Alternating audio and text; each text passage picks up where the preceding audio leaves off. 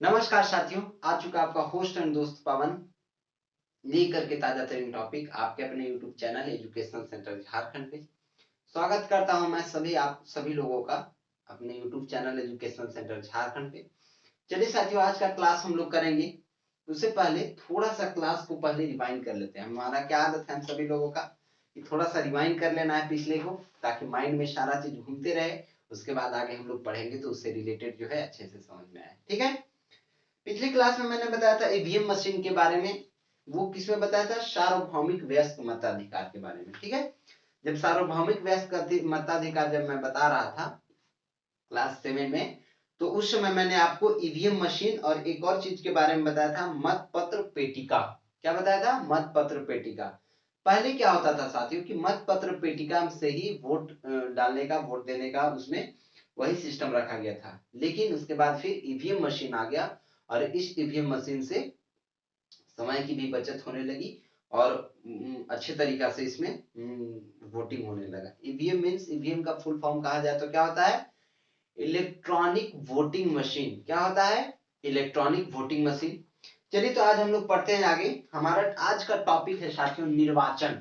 Pen paper हाथ में, polity book साथ में लेकर के बैठ के हो जाइए पढ़ने को तैयार, क्योंकि मजा आने वाला है क्लास करने में बहुत ज्यादा। देखिए ये क्या है? ये क्या है? हमारा ईवीएम मशीन है। ये है मत पत्र पेटिका। आप लोगों को देखने को मिल रहा होगा, यहाँ पे समझ में आ रहा होगा कुछ।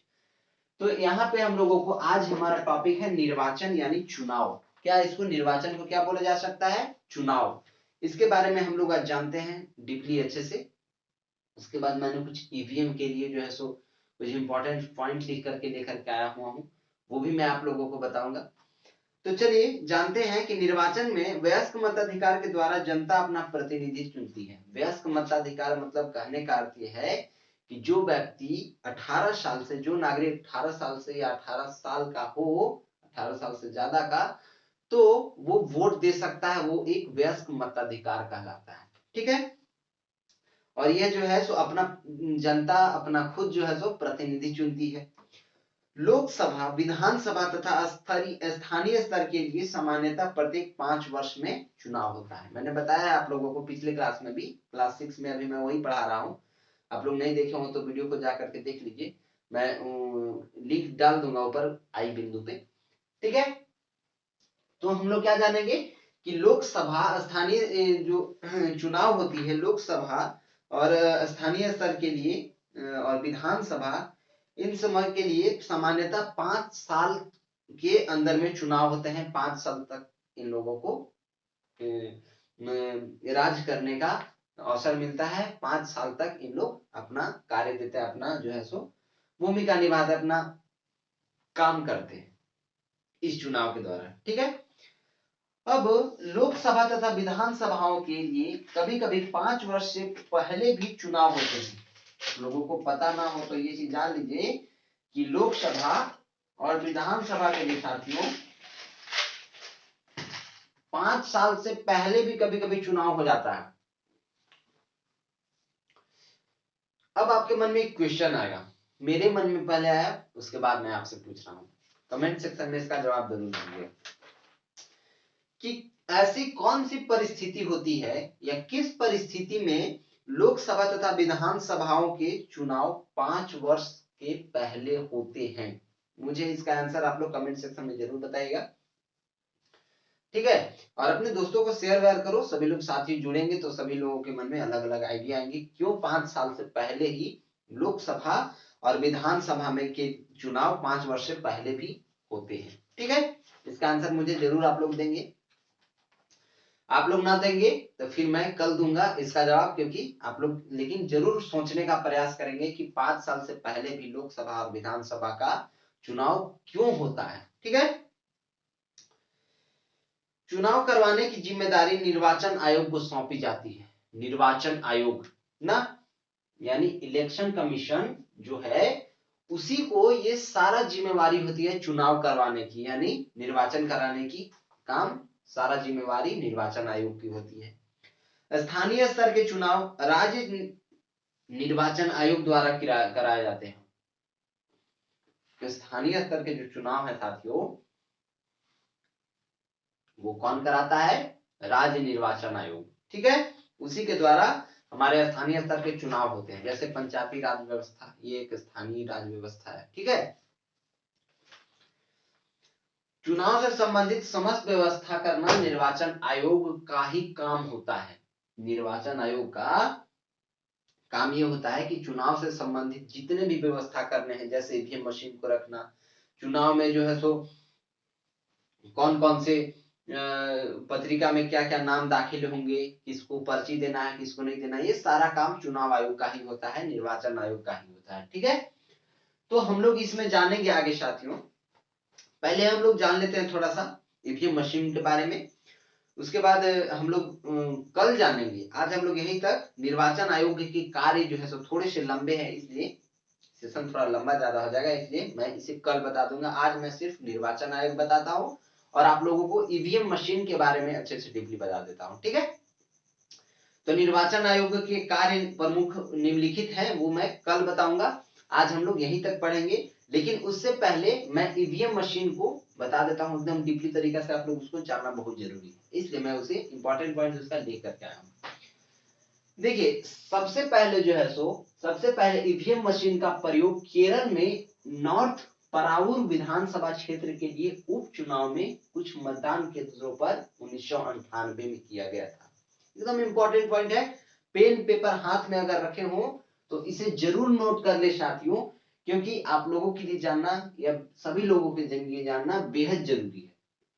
क्या मैंने बताया कि ईवीएम मशीन का सबसे पहले उपयोग केरल में नॉर्थ पराऊर विधानसभा क्षेत्र, कहां का क्षेत्र, नॉर्थ पराऊर विधानसभा क्षेत्र के लिए उपचुनाव में कुछ मतदान केंद्रों पर, उपचुनाव में जो है सो कुछ चुनिंदे जो है सो मतदान केंद्र थे, वहां पे 1998 में उपयोग किया गया था। ये नोट करना बहुत जरूरी है। क्या 1998 में सबसे पहले ईवीएम मशीन का उपयोग किया गया था, कहां पे, तो केरल में ना, केरल में यूज किया गया था, कहां पे, तो नॉर्थ पराऊर विधानसभा क्षेत्र में, और उसी क्षेत्र के लिए उपचुनाव में कुछ मतदान केंद्रों पर ईवीएम मशीन का उपयोग किया गया था, प्रयोग किया गया था, ठीक है। पहला पॉइंट समझ में आया ईवीएम के लिए।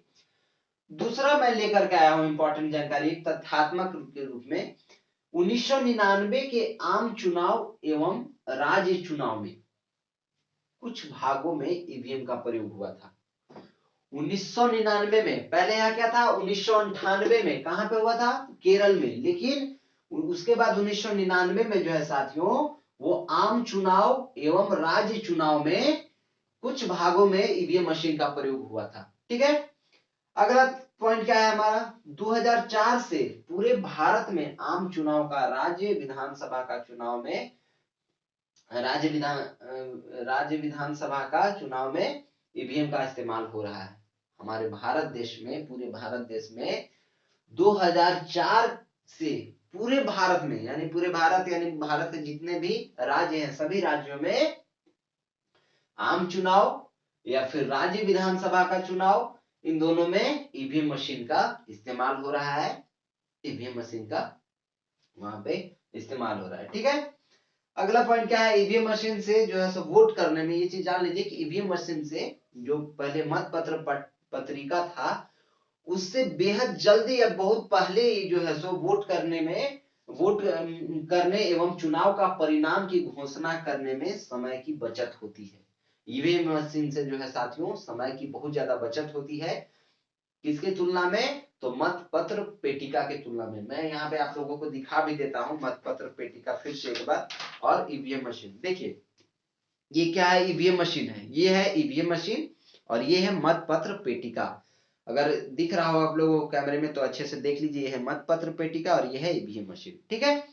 तो इससे ईवीएम मशीन से जो है साथियों वो बहुत ज्यादा जल्दी, मतलब समय बचता है वो चुनाव करने में और चुनाव की घोषणा करने में भी, ठीक है। तो मैंने आप लोगों को बता दिया, आप लोगों के लिए मैं कुछ तथ्यात्मक जानकारी लेकर के आया था ईवीएम के बारे में, इलेक्ट्रॉनिक वोटिंग मशीन के बारे में। अब हम लोग मिलेंगे कल, अच्छे से हम लोग जानेंगे कि चुनाव आयोग का यानी निर्वाचन आयोग का क्या क्या प्रमुख कार्य हैं, इनके बारे में जानेंगे। आज हमने निर्वाचन आयोग के यानी निर्वाचन के बारे में जाना, यानी चुनाव के बारे में जाना अच्छे तरीका से।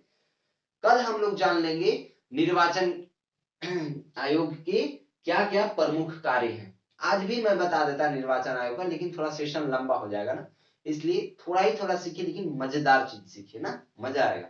और पढ़ो ऐसा कि दूसरे को पढ़ा सको। ठीक है, तो चलिए साथियों, उम्मीद है मुझे कि जिस तरह से मैंने आप लोगों को ईवीएम के बारे में और निर्वाचन यानी चुनाव के बारे में बताया होगा, आप लोगों को अच्छे से समझ में आया होगा। तब तक के लिए सबके साथ शेयर करना है, वीडियो को लाइक करना है, दिक्कत हो तो कमेंट करना है, और अपने साथियों में शेयर करते रहना है। अगर चैनल पे नए हो तो सब्सक्राइब भी करना है। ठीक है, मैंने जो क्वेश्चन आपसे पूछा मैं एक बार फिर से रिपीट कर देता हूं कि किन परिस्थितियों में लोकसभा तथा विधानसभाओं के चुनाव 5 वर्ष के पहले होते हैं। कौन सी ऐसी परिस्थिति होती है जिसमें लोकसभा और विधानसभा के चुनाव 5 साल से पहले हो जाते हैं। ठीक है, इसका आंसर मुझे कमेंट सेक्शन में जरूर करके बताइएगा, जो भी वीडियो देख रहे होंगे। ठीक है, चलिए साथियों, मिलते हैं नेक्स्ट क्लास में। तब तक के लिए बड़ों को सम्मान, छोटों को प्यार, और अपना व्यक्तित्व इस प्रकार विकसित करना है कि महिलाएं आप लोग के साथ सुरक्षित महसूस करें। एक चीज मैं और बता दूं साथियों कि क्लास 8 का जो क्लास है ना, वो थोड़ा सा, जैसे कल पिछले बार क्लास हुआ तो वो कुछ टेक्निकल इशू की वजह से अपलोड नहीं हो पाया है। तो कल जो है ना, यानी सॉरी आज के दिन जो है, जो क्लास 7 है उसके बाद जो है सो उसको अपलोड कर दिया जाएगा। कल क्लास हुआ था बट वो जो है सो टेक्निकल इशू की वजह से अपलोड नहीं हो पाया, उसके लिए सॉरी। कल जो क्लास हुआ वो आज अपलोड हो जाएगा। ठीक है, तो चलिए मिलते हैं फिर नेक्स्ट क्लास में। तब तक के लिए बाय बाय, टेक केयर, जय हिंद।